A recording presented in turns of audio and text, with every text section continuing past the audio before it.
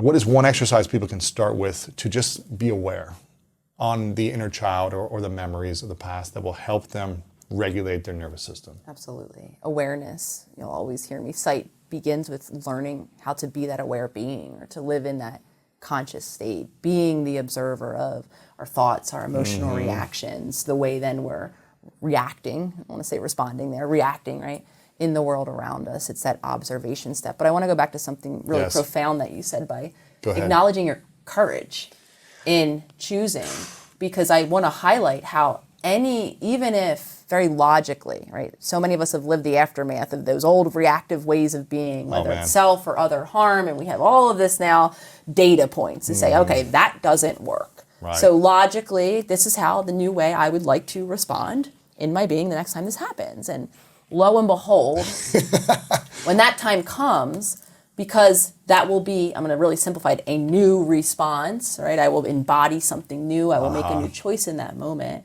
Inevitably, that's going to challenge our subconscious mind that prefers those familiar patterns. Absolutely. It's actually an adaptation because we get to predict, and there's safety in that prediction. Even if the aftermath is consequential in whatever way it is, it's known. I've verified it. Some of us for decades, we've verified, yep, that's what happens next. And now if I'm on the brink of making a new choice, in and of itself, before I even make the choice, I might be faced with the resistance, that pull back, all of the reasons why I shouldn't make that new choice.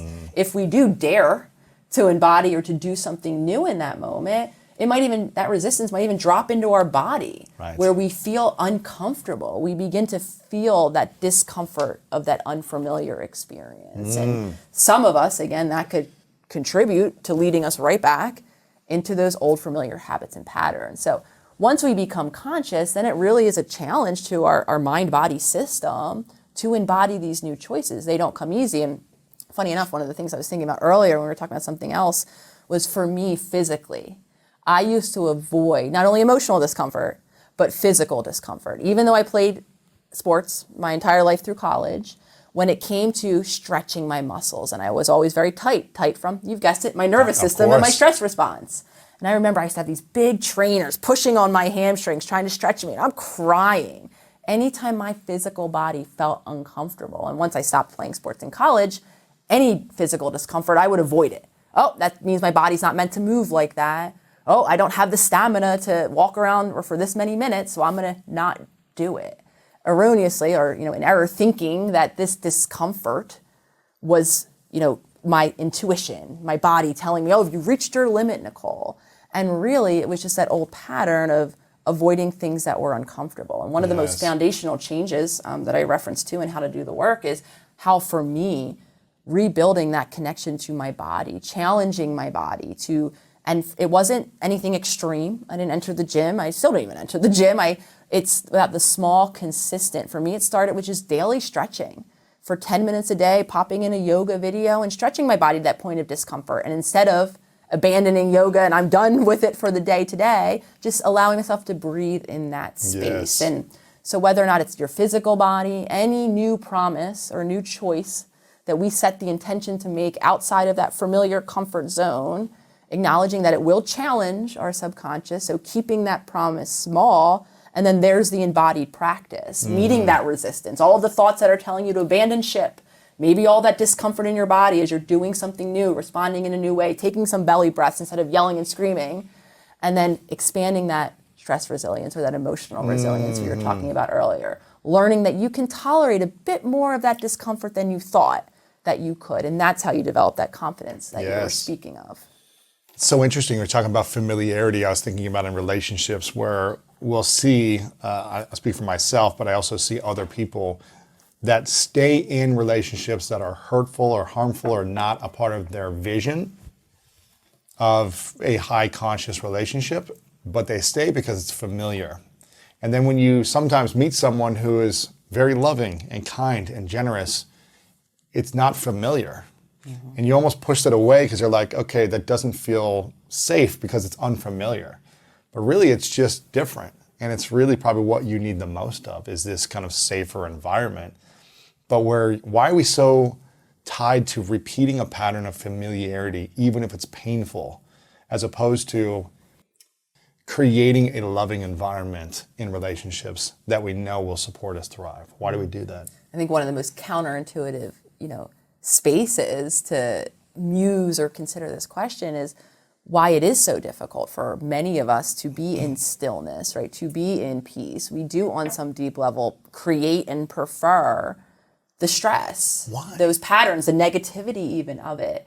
And again, a lot of this goes back to how embodied these topics are that we're speaking of. They're not just thoughts in our mind. They're mapping onto physiological changes outside of our nervous system, in our hormones and cortisol, in how our body is adapting to the present nature of these continued habits and patterns. So our body gets used to these certain ways of being and prefers that familiar, because something even as logical as peace, which we should all desire, Yes. right? And I share my story all the time. For so long, right, being a hippie at heart, all I've been endlessly searching for is the ability, and you said one word earlier too, to be free and to be peaceful. Those for me are feel like what we could call core Yes. driving values. I want to be at peace. I want to have a safe, comfortable, peaceful, calm existence. And I want to have the freedom to do that. Yet what I would find time and time again is when there was the moment where there wasn't a stressful experience happening, or say I was home alone without anyone around me to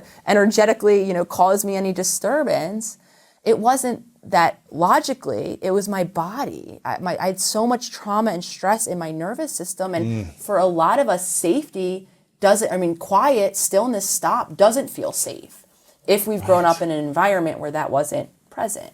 So counterintuitively, here I am, the hippie, wondering where my safe space is, and yet wherever you go, there you are, right? The John Kabat-Zinn book, there I was all of the time, but what was there was this dysregulated nervous system. So in those moments on my couch with no one present, my body was sending me, my brain, so many messages of stress, of cortisol, of my heart, right, still beating out of my chest because my nervous system was dysregulated. I was in fight or flight in that moment.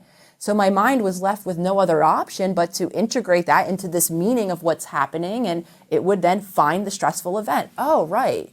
It was that assignment you didn't do. It was this deadline you have tomorrow. You know what? Actually, it was this fight that you had with your partner because she gave you a look that you didn't like, and now you're stressed out about that because what did that mean? Not realizing that my body was contributing to that story, because our mind always seeks alignment. Scanning down what's happening in my body. Oh, it's stressed out. That must mean something stressful happened. Let me figure out what it is. Wow. So does everything come back to the nervous system then? Like this, our ability to have peace, feel loved, feel safe, Yes. come back to how our nervous system is connected to our mind and our thoughts and our body? Yes, if our nervous system isn't in the parasympathetic mode of safety, of a particular branch of it called the ventral vagal, which allows us to be connected to the world around us, to our heart that I was talking about earlier. If we're not in that, and that, do you feel peaceful? Do you feel calm? Are you able to breathe deeply from your belly? Do your muscles feel, available but not tense? Are you in that space? And the answer probably for most of us is no. My heart's, beating out of my chest. I'm sweating. I'm on edge, waiting for the next stress to happen. Or I might be on the other end of that spectrum. I might be completely shut down. Energy, what energy? I can't get out of bed. Muscles, I feel like I have no, ability. Yeah. I'm so fatigued in my muscles. I have no interest in life. A lot of us have called that for decades depression, have located the genetic, idea of this genetic component, which there is a genetic component, but a lot of us are in a nervous system state of shutdown. It's our nervous system that is causing those symptoms. So to simply answer your question, our nervous system impacts everything from our ability to be in that peaceful, connected place to even kind of how we think about ourselves, to how we navigate ourselves showing up in our environments, and really every choice that we make. The ability to reconnect with our heart really is contingent on safety, on having those needs met. So I think while a lot of us, and I'm really happy we're exploring into this, because a lot of us, we oftentimes label these acts of self-care as selfish, as not a priority, as I don't have the time, with very real life obligations.